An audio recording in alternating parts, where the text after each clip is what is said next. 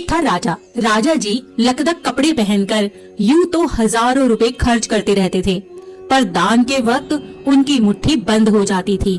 राजसभा में एक से एक नामी लोग आते रहते थे, लेकिन गरीब, दुखी, विद्वान, सज्जन इनमें से कोई भी नहीं आता था, क्योंकि वहाँ पर उनका बिल्कुल सत्कार नहीं होता था।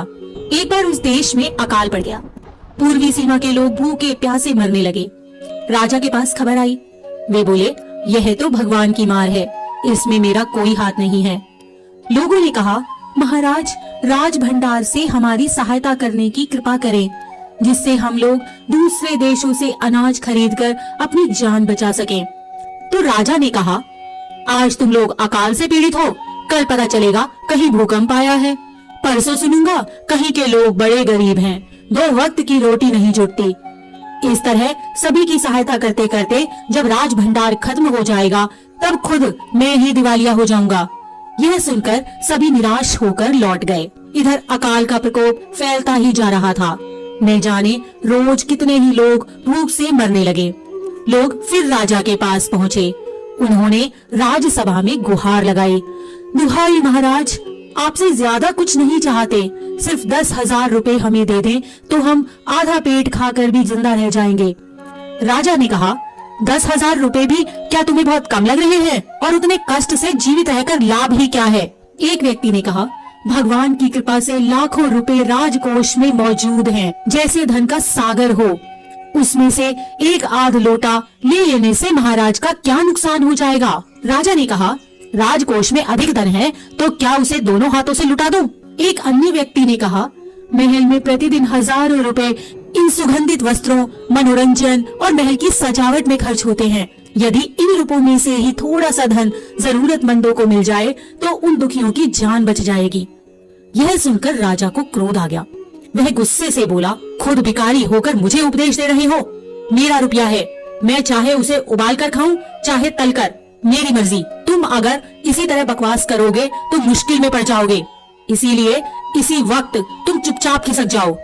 राजा का क्रोध देखकर लोग वहाँ से चले गए। राजा हंसते हुए बोला, छोटे मुंह बड़ी बात, अगर 100-200 रुपए होते तो एक बार सोच भी सकता था। पहरेदारों की खुराक 2-4 दिन कम कर देता और यह रकम पूरी भी हो जाती, मगर 100-200 से इन लोगों का पेट नहीं भरेगा। एकदम 10,000 मांग बैठे। छोटे लोगों के कारण नाक में दम हो गया है। यह सुनकर वहाँ उपस्थित लोग हाँ हूँ कहकर रह गए, मगर मन ही मन उन्होंने भी सोचा, राजा ने यह ठीक नहीं किया। जरूरतमंदों की सहायता करना तो राजा का कर्तव्य है। 2 दिन बाद न जाने कहां से एक बूढ़ा सन्यासी राजसभा में आया। उसने राजा को आशीर्वाद देते हुए कहा, दाता कर्ण महाराज, बड़ी दूर से आपकी प्रसिद्धि सुनकर आया हूँ, सन्यासी की इच्छा भी पूरी कर दें। अपनी प्रशंसा सुनकर राजा बोला, जरा पता तो चले तुम्हें क्या चाहिए, यदि थोड़ा कम मांगो तो शायद मिल भी जाए। सन्यासी ने कहा, मैं तो सन्यासी हूँ, मैं अधिक धन का क्या करूँगा? मैं राजकोष से 20 दिन तक कुछ मामूली भिक्षा प्रतिदिन लेना चाहता हूँ। मेरा भिक्षा लेने का नियम इस प्रकार है, मैं पहले दिन जो लेता हूँ, दूसरे दिन उसका दुगना और तीसरे दिन उसका दुगना और चौथे दिन तीसरे दिन का दुगना, इस तरह से प्रतिदिन दुगना लेता जाता हूँ। भिक्षा लेने का मेरा यही तरीका है। राजा बोले, तरीका तो समझ गया, मगर पहले दिन कितना लेंगे, यही असली बात है। 2-4 रुपए से पेट भर जाए तो अच्छी बात है, मगर एकदम से 20-50 मांगने लगे तब तो 20 दिन में काफी बड़ी रकम हो जाएगी। सन्यासी ने हंसते हुए कहा, महाराज मैं लोभी नहीं हूँ, आज मुझे 1 रुपया दीजिए, फिर 20 दिन तक दुगने करके देते रहने का हुक्म दे दीजिए। यह सुनकर राजा, मंत्री और दरबारी सभी की जान में जान आई। राजा ने हुक्म दे दिया कि सन्यासी के कहे अनुसार 20 दिन तक राजकोष से उन्हें भिक्षा दी जाती रहे। सन्यासी राजा की जय जयकार करते हुए घर लौट गए। राजा के आदेश के अनुसार राज भंडारी प्रतिदिन हिसाब करके सन्यासी को भिक्षा देने लगे। इस तरह 2 दिन बीते, 10 दिन बीते। 2 सप्ताह तक भिक्षा देने के बाद भंडारी ने हिसाब करके देखा कि दान में काफी धन निकला जा रहा है। यह देखकर उन्हें उलझन महसूस होने लगी। महाराज तो कभी किसी को इतना दान नहीं देते थे। उसने यह बात मंत्री को बताई।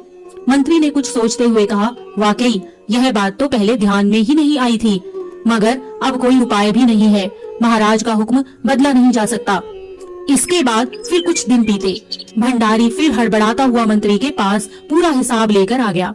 हिसाब देखकर मंत्री का चेहरा फीका पड़ गया।